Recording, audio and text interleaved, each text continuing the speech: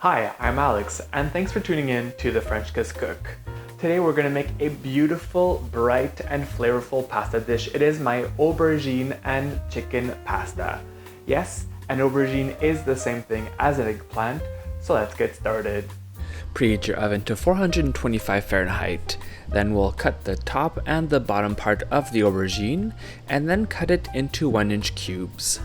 Place it on a parchment paper lined baking tray.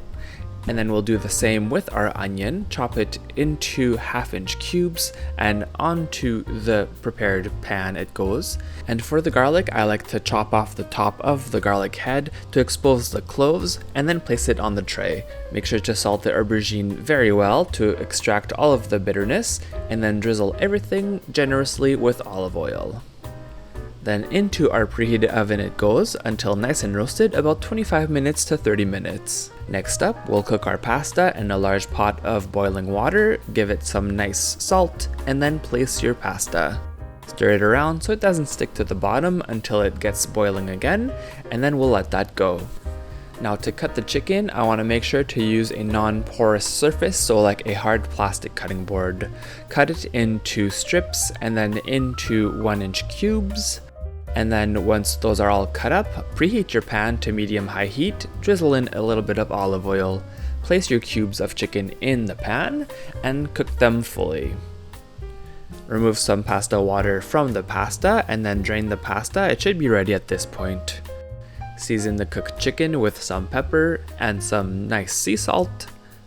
And then to that we'll add our freshly chopped tomatoes,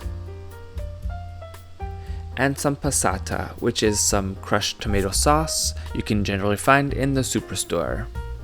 To that we'll add a 1/4 cup of our pasta water, and then we'll add in our fresh baby spinach. Stir the spinach around to cook it down until fully wilted.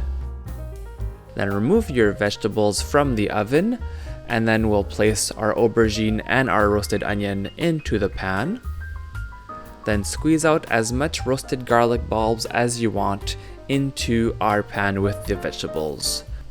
At this point, your sauce is ready and you can serve it as is, or I like to place my pasta right in there with the veggies so they're all evenly coated with the sauce. And just like that, you're ready to enjoy with some fresh parsley and some Kalamata olives. Hope you get to try this recipe soon and find the full recipe at FrenchKissCook.com.